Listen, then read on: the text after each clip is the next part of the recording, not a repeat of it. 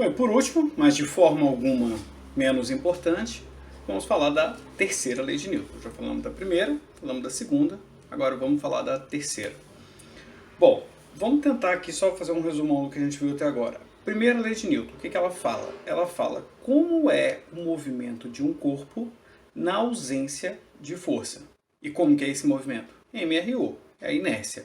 Então, se não tiver somatório de força, né, essa força resultante sobre um corpo for zero, como que esse corpo se movimenta? Em MRU. Tá, mas e quando tem força?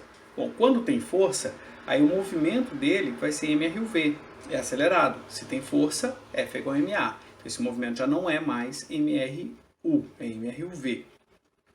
Então, um te falou como é o movimento do sistema quando não tem força. O outro te falou quando tem força. Só que eles não falaram como a coisa acontece quando um corpo encontra com o outro. Como que é a interação entre os corpos? Né? Como que se dá isso em termos de força? Quem vai falar isso pra gente é a terceira lei de Newton, ou a lei do toma lá da cá, conhecida também como ação e reação. Vamos ver de novo o que Newton fala.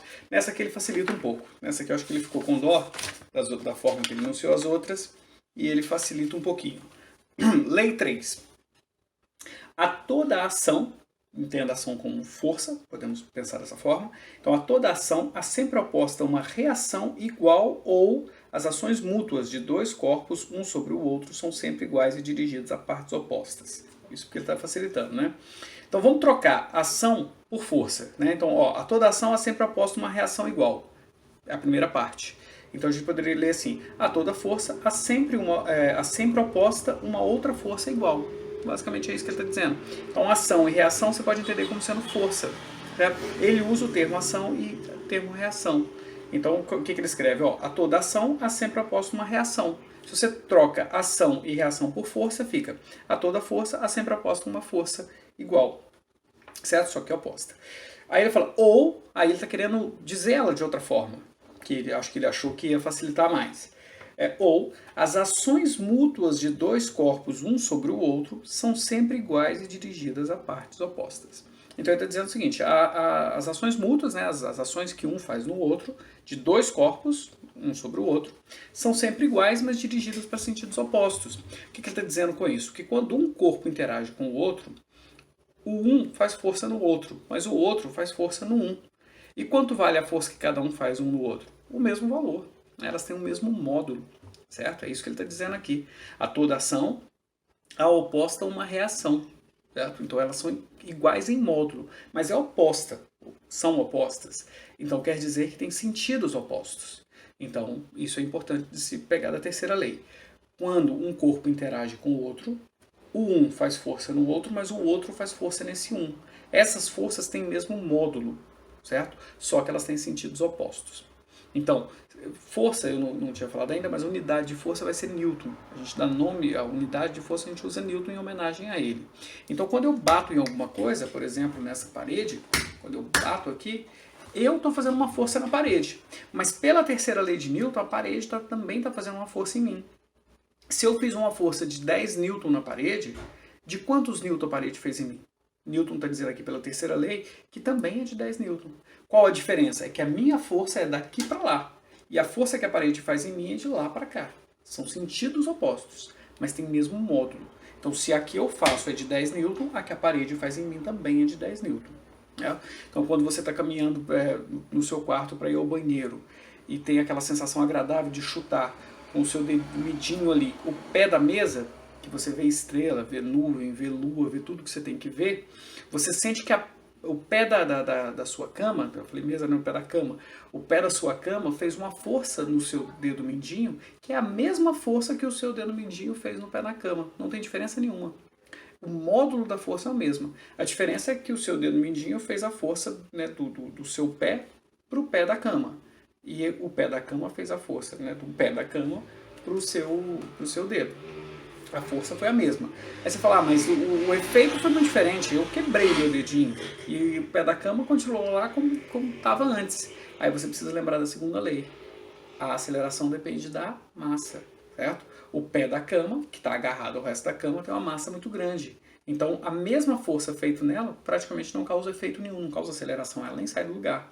Agora, no seu dedinho, que tem menos massa, o efeito é, de repente, ele ser quebrado, destroncado, ou, no mínimo, uma dor grande que te faz gritar e xingar nomes não tão bonitos assim. Certo? Então, bom, e aí vamos continuar, porque, como eu disse, ele está querendo facilitar a sua vida aqui. Então ele enuncia a terceira lei e depois ele ainda tenta explicar o que ele está querendo dizer com isso. Ó, se qualquer força gera um movimento, uma força dupla vai gerar um movimento duplo. Uma força tripla... Ah, não, desculpa, estou lendo a segunda lei. Desculpa, considera isso. Terceira lei, depois ele vai explicar um pouquinho sobre a terceira lei. Seja o que for que puxe ou empurre alguma coisa, é da mesma forma puxado ou empurrado por ela. Tá? Se você empurra uma pedra com o seu dedo, o dedo é também empurrado pela pedra. Se um cavalo puxa uma pedra amarrada a uma corda, o cavalo, se posso dizer assim, vai ser igualmente puxado de volta na direção da pedra, pois a corda distendida, pela mesma tendência a relaxar ou distorcer-se, puxará o cavalo e obstruirá o progresso de um tanto quanto promove o do outro. Se um corpo se choca com o outro e pela sua força muda o movimento desse, aquele corpo também, por causa da igualdade da pressão mútua, sofrerá uma mudança igual no seu próprio movimento em direção à parte contrária. As mudanças feitas por essa ação são iguais não nas velocidades, mas no movimento dos corpos, quer dizer, se os corpos não forem obstruídos por qualquer outros impedimentos. Pois, porque os movimentos são igualmente alterados, as mudanças de velocidades feitas na direção a partes contrárias são inversamente proporcionais aos corpos. Essa lei também ocorre em atrações, como será provado no próximo escolhe. Acabou que eu li mais do que precisava. Mas a ideia é que aqui ele até que deu alguns exemplos razoáveis, né? Se você empurra uma pedra com o dedo, a pedra te empurra de volta. Se um cavalo puxa alguma coisa amarrada por uma corda, essa coisa puxa o cavalo de volta. Então, basicamente é isso que diz a terceira lei de Newton. A toda ação há sempre uma reação. Então, do que ela está falando? Está falando de interação entre corpos. Então, quando eu interajo com algum corpo, quando eu bato, por exemplo, na parede, a parede bate em mim. Eu sento nessa cadeira, a mesma força que eu faço na cadeira ao sentar, a cadeira faz de volta em mim. Para eu andar, eu preciso da terceira lei de Newton. Se não fosse a terceira lei de Newton, eu não era capaz de me deslocar. Porque ao me deslocar, eu empurro a terra para trás e a terra me empurra para frente. E por isso eu consigo me deslocar. Pense que você está tentando se deslocar, por exemplo, com patins de patinação no gelo e tentando caminhar normalmente na pista de patinação. Você não vai conseguir, você vai ficar mexendo as pernas lá o tempo todo e não vai sair do lugar. Por quê? Porque você tenta empurrar o chão para trás, mas não tem atrito. E aí, se não tem atrito, seu pé passa direto. Então, se você não consegue empurrar o chão para trás, não tem reação, ele não te empurra para frente. Então, você consegue sair do lugar porque você empurra o chão para trás, como reação, terceira lei de Newton, o chão te empurra para frente. Você anda. Mesma coisa carro. A roda do carro empurra o chão para trás, o chão empurra ela para frente por causa do atrito. Por isso que carros ficam atolados em lama. Na verdade, ali o atrito está pequeno, a roda gira e não consegue empurrar o chão para trás porque não tem atrito suficiente. Então ele fica sempre no mesmo lugar, patinando.